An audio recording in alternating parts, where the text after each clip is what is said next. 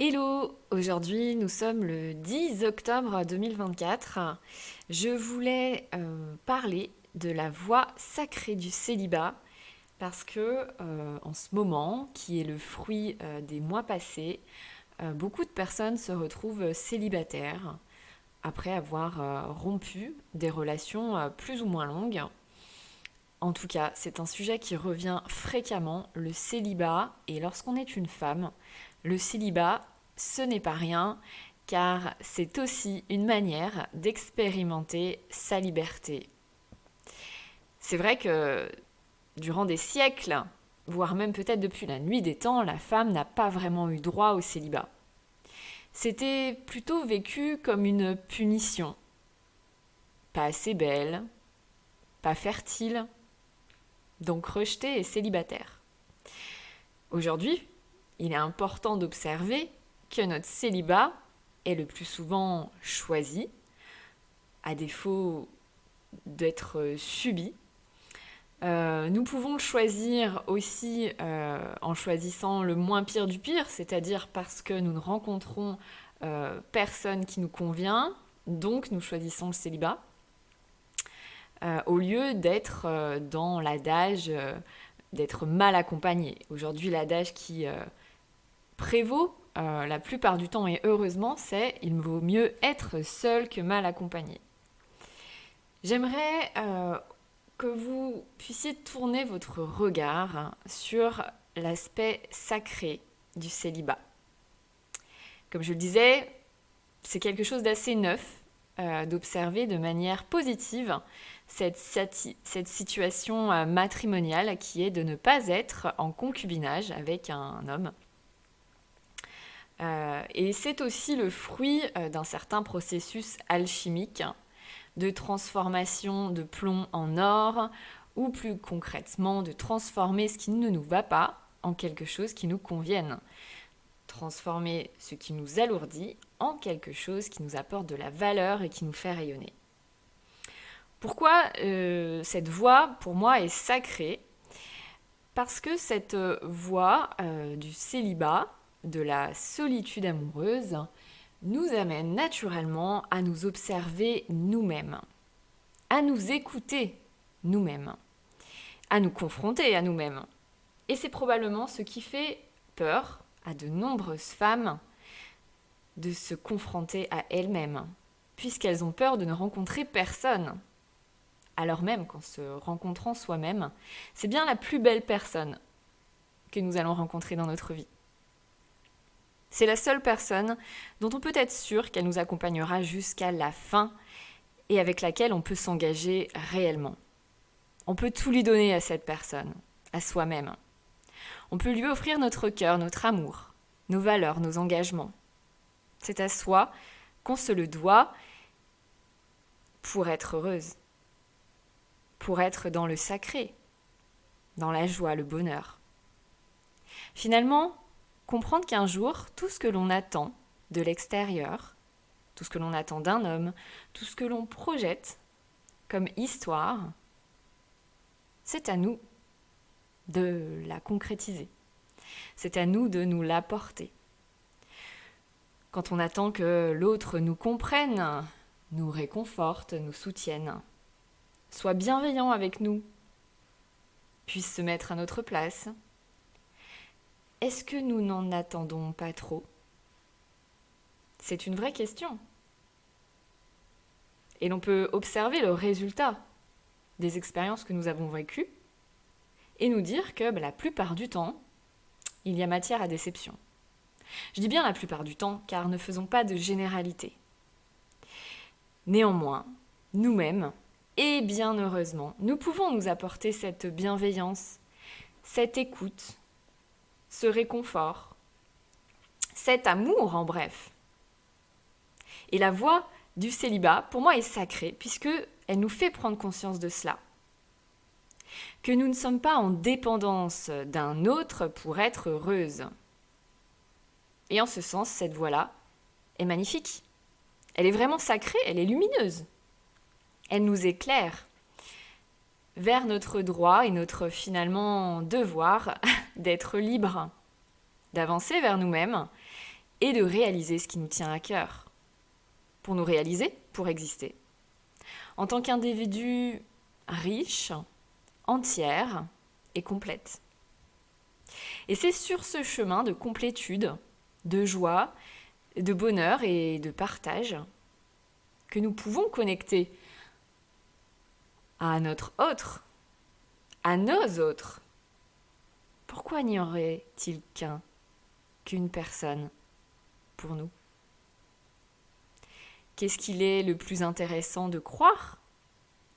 Qu'est-ce qu'il est le plus judicieux d'imaginer pour se sentir bien au quotidien? Est-ce qu'une seule personne dans notre vie est quel drame si je passe à côté?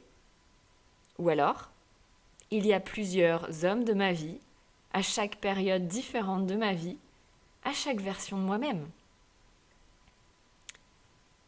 Et ces périodes durent plus ou moins longtemps.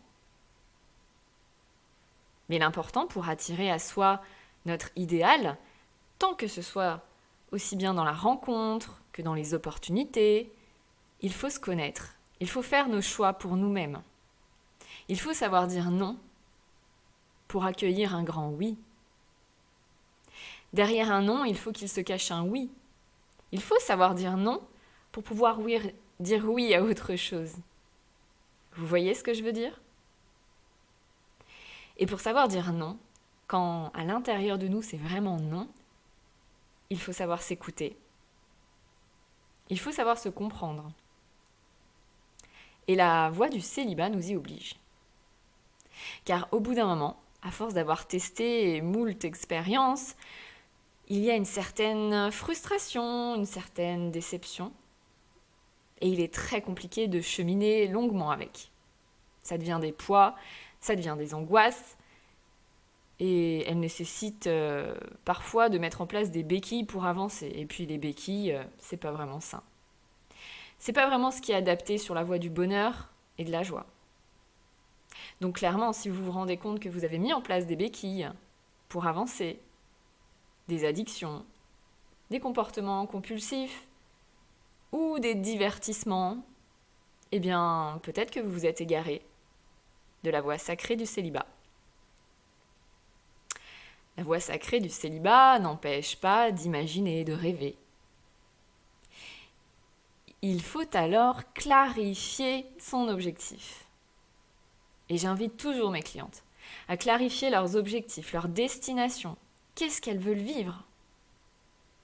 Quelles énergies elles veulent vibrer? Où veut-elle arriver? Alors même qu'elle est avec elle-même ou accompagnée. C'est important d'aller chercher vraiment une représentation pragmatique et concrète de ce que l'on veut vivre, du chemin par lequel on désire passer. Et finalement, la voie sacrée du célibat, nous rapprochant de nous-mêmes, de notre sensibilité, de nos intuitions de femmes. De notre côté peut-être plus sauvage, plus aventurière, nous permet alors de gagner en confiance en nous. De nourrir ces réservoirs que certaines expériences ont pu percer. Et finalement aller plus loin que le bout de nous-mêmes, sortir de certains schémas, nous dépasser tout simplement, pour comprendre que nous sommes illimités dans nos pouvoirs de vivre, d'exister et de réaliser ce qui nous tient à cœur. Ce chemin est sacré puisqu'il transforme le plomb en or. Vous voyez que au fur et à mesure de chaque pas, il y a plus de lumière, plus de confiance, plus d'amour, plus d'écoute, de réconfort. Et finalement, la connaissance de soi apparaît.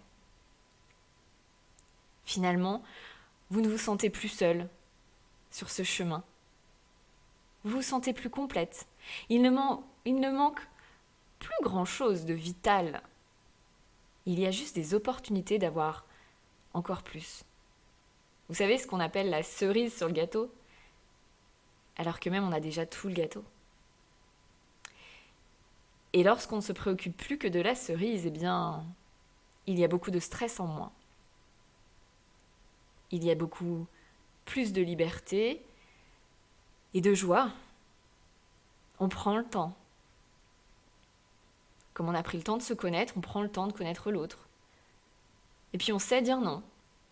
On sait se préserver, on sait se respecter. Alors même qu'on aurait pu, des années en arrière, attendre du respect de l'autre, aujourd'hui on se respecte. Sur la voie sacrée du célibat, l'apprentissage et le respect de soi, de cette femme, de cette puissance en nous, de ce corps, de cette énergie, qui est tellement riche et valeureux qu'il ne faut en aucun cas le donner ou l'offrir à n'importe qui. Pour ne pas perdre plus que ce que vous pourriez attendre en retour. C'est un peu le concept de l'investissement. Toujours s'assurer que ce que l'on donne nous rapportera quelque chose. Ne pas donner alors que l'on n'a pas. Et ne pas chercher à aller remplir ce qui nous manque par l'extérieur. C'est toujours à vous, par vous-même, de remplir ce qui vous manque. De remplir ce manque d'amour, de remplir ce manque de confiance, de remplir ce manque de joie. Et c'est ainsi que vous allez vous constituer votre plus beau trésor de vie. Puisque ce trésor va vous appartenir. Il ne va pas être et dépendre de quelqu'un d'autre que vous.